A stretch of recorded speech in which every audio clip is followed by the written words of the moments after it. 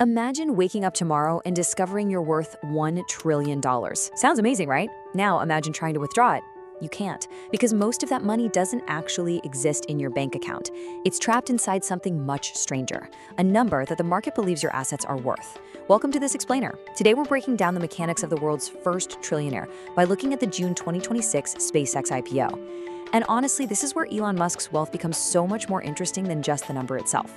Because if you understand how this works, you'll see exactly how billionaires get richer without ever receiving a billion-dollar paycheck. $1 trillion. That's a 1 followed by 12 zeros. According to the source material we're analyzing today, during the very first second of trading for the SpaceX IPO on June 12, 2026, Elon Musk's net worth crossed this completely unimaginable threshold. To put that into perspective, the source points out that you could spend $1 million every single day for over 2,700 years, and you still wouldn't run out. But there is a massive contradiction hidden inside this number. To understand how this all actually works, we're going to cover 6 key areas: the trillion-dollar illusion, valuing dreams over reality, the promise versus reality of the billionaire tax loop, when money becomes influence, and finally, the real scale of wealth. Let's get into it. Let's start with Chapter 1, the trillion-dollar illusion, and why net worth doesn't actually equal cash. Let's look at the actual breakdown of that wealth. According to Musk himself, he holds only about 0.1% of his wealth in liquid cash. The other 99.9% is entirely tied up in company shares, specifically a 38% stake in SpaceX and roughly a 15 to 25% stake in Tesla. Let's make this super simple.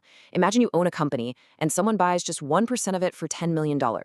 On paper, your entire company could now be valued around $1 billion. But did you actually receive $1 billion? No way. You only sold a tiny fraction. The rest is just a paper valuation. So a totally logical question comes up. Why doesn't he simply sell his shares and collect the money? Well, the answer lies in the most basic laws of supply and demand. If someone suddenly dumps an enormous amount of stock into the market to get $1 trillion in cash, that creates a massive oversupply. Other investors would see the founder selling off everything, interpret it as a giant red flag, and panic. This would instantly crash the share price. The price you're seeing on the screen isn't necessarily the price you could get if you actually tried selling everything all at once. This brings us to a fascinating question in Chapter 2, valuing dreams over reality. How are companies actually valued? Economist Burton Malkiel proposed 2 very different theories of valuation. The first is the firm foundation theory. This is where value is based on today. Actual fundamentals, current revenue, and real profits. Then there's the castles in the air theory, where value is based on tomorrow, psychological sentiment, investor expectations, and selling dreams of future potential. The source material argues that Musk's companies largely rely on this castles in the air theory. Sometimes the market isn't buying what a company is today, it's buying a story about what it could become tomorrow. You can see this exact gap play out in the data. For instance, despite SpaceX reportedly recording a $5 billion loss in 2025, the market valuation soared to a staggering $2.2 trillion during its IPO. But the research firm Morningstar estimates its actual fundamental value is closer to $780 billion. That absolutely massive difference, that is the financial premium placed purely on the story of the future. Since this massive valuation is built so heavily on future promises, Chapter 3 looks at the promise versus reality and asks us to do a bit of fact-checking on the future. Let's look at the timeline of what was projected versus what actually happened. In 2013, the Hyperloop was proposed to take people from Boston to New York in 30 minutes. By 2023, the primary company developing it officially wound up. In 2014, humans on Mars were projected within 10 to 12 years. Yet by 2026, the source notes a lack of realistic plans to achieve this. In 2015, fully autonomous Tesla driving was promised within 3 years. Over a decade later, that milestone is still unmet. Tracking these projections reveals a consistent gap between ambitious timelines and eventual market realities. It's this exact dynamic that led Harvard Business School professor Miher Desai to call this phenomenon a financial cult. And that sentiment is perfectly echoed by famous investor Steve Eisman, the guy known for predicting the 2008 financial crisis. He described the SpaceX IPO with a really memorable summary. This is an IPO of a sci-fi story, tailor-made for a sci-fi cult. The valuation, at least in his view, is totally detached from standard financial reality and completely tethered to science fiction narratives. Okay, moving on to Chapter 4, the billionaire tax loop and how the ultra-rich actually access their wealth. If billionaires can't just sell their shares without crashing the price, how do they afford to buy massive things like a $44 billion social media platform? The answer lies in a highly sophisticated yet simple three-step strategy utilized by the ultra-wealthy known as buy, borrow, die. Step 1. Buy. You keep your wealth locked inside appreciating assets like company shares. Step 2. Borrow. Instead of selling those shares, you mortgage them to a bank in exchange for massive, low-interest cash loans. Here is the absolutely crucial point. Selling an asset can create a taxable gain, but borrowing it against an asset is generally not the same thing as selling it. You get the cash, but avoid the income tax. Finally, step 3, die. Under certain U.S. tax rules, inherited assets can receive different tax treatments, allowing heirs to inherit the wealth and pay off the loans without facing the original capital gains taxes. The source material highlights exactly how effective this strategy can be. Because taking a loan doesn't trigger a taxable event, the analysis notes that Musk paid a 3.2% effective tax rate on a $13.9 billion wealth increase between 2014 and 2018.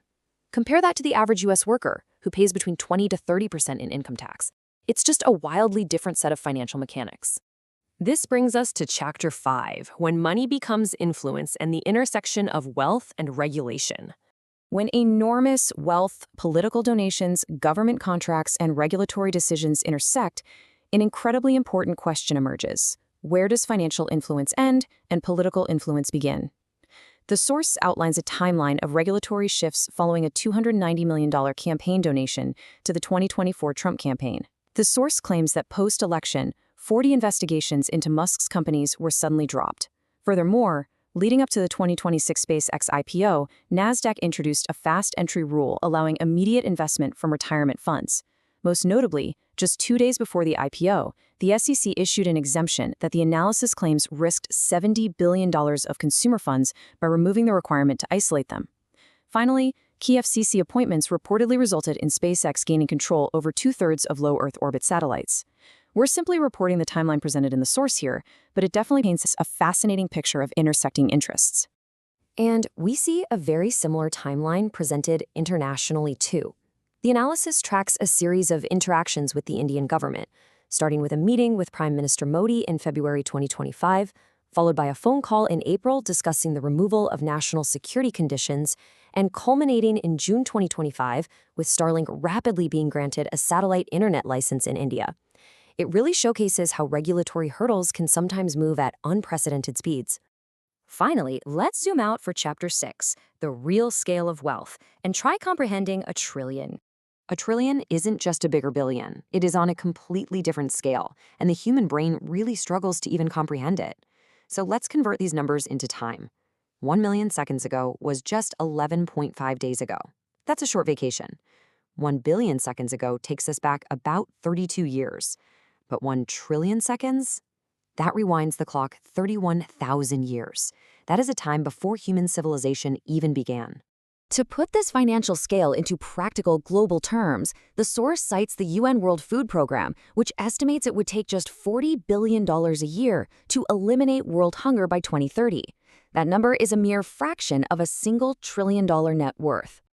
So the most important lesson from this explainer isn't really about Elon Musk at all. It's about understanding the financial mechanics of the modern world. Think about it like this. A salary is money you earn. Cash is money you have. But net worth is simply a claim about what your assets are worth. And it leaves us with one final provocative question. How long will the global market continue to believe in $1 trillion that doesn't actually exist? Thanks for joining me on this explainer. I hope it gave you a totally new lens through which to view extreme wealth.